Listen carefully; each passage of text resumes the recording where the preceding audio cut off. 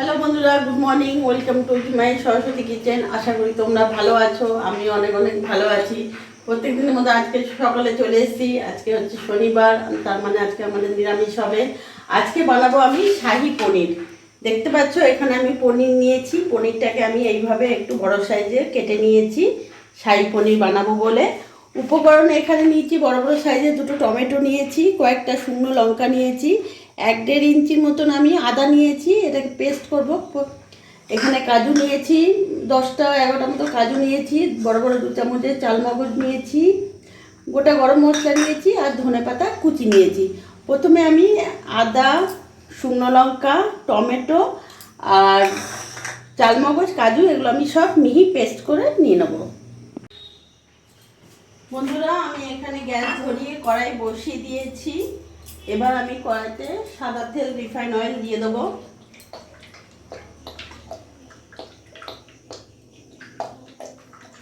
Refine oil দিয়ে দিলাম।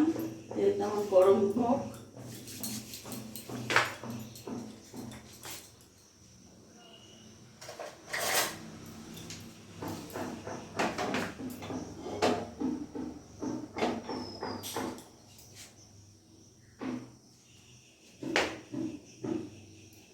তেলটা আমার গরম হয়ে এসছে।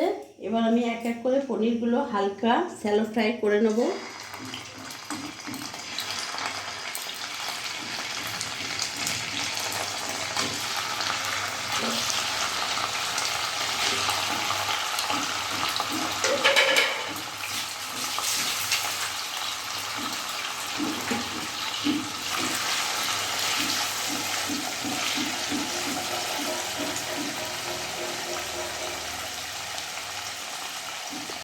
আমি হালকা করে ভেজে নিয়েছি, এবার আমি তুলে নেব।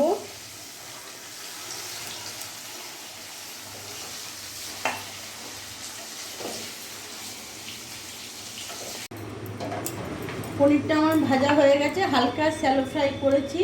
ওই তেলের মধ্যে আমি এখানে পেস্ট করে রেখেছি সব কিছু উপকরণ, যেটা পেস্ট করে রেখেছি এটা পুরোটা দিয়ে দেবো।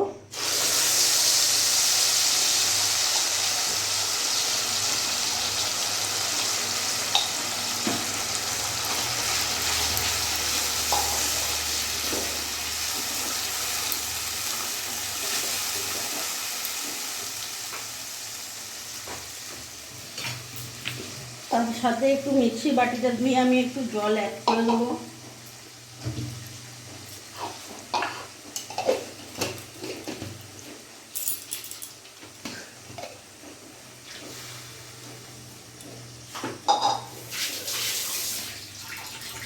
এবার এর মধ্যে আমি 1 চামচ নুন দিয়ে দেবো।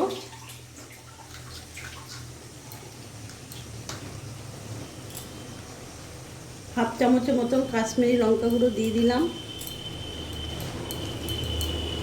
এবার আমি ভালো করে কষে নেব।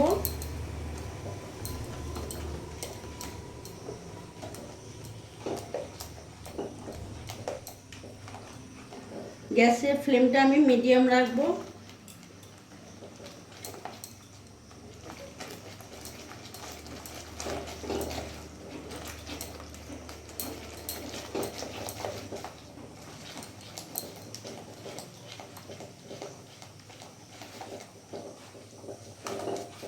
আমার ভালো করে দেখতে পাচ্ছ তেল ছেড়ে দিয়েছে আর মশলাটাও ভালোভাবে আমার হয়ে গেছে, ভাজা হয়ে গেছে। এবার আমি পনিরগুলো সব দিয়ে দেবো।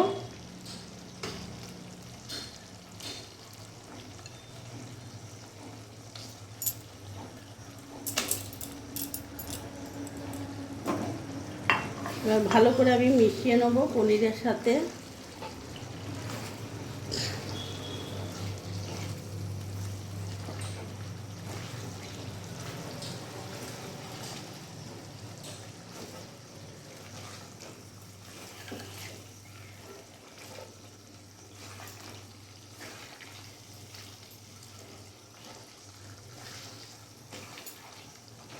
কিছুক্ষণ আমি সিম আঁচ করে ঢাকা দিয়ে রেখে দেবো।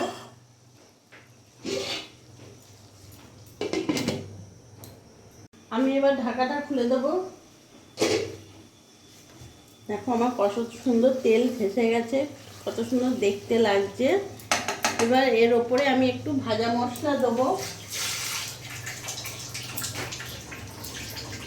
আমার এটা বাড়িতে বানানো ভাজা মশলা, আমি 1 চামচ একটু ছড়িয়ে দিলাম।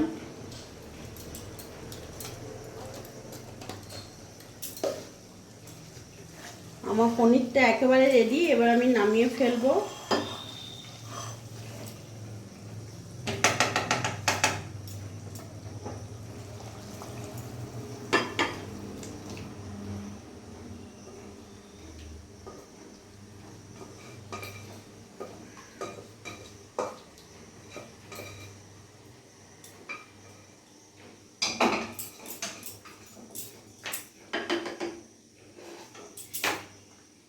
এর ওপর থেকে আমি একটু ক্রিম ছড়িয়ে দেবো। আমি এখানে ক্রিম নিয়েছি অল্প।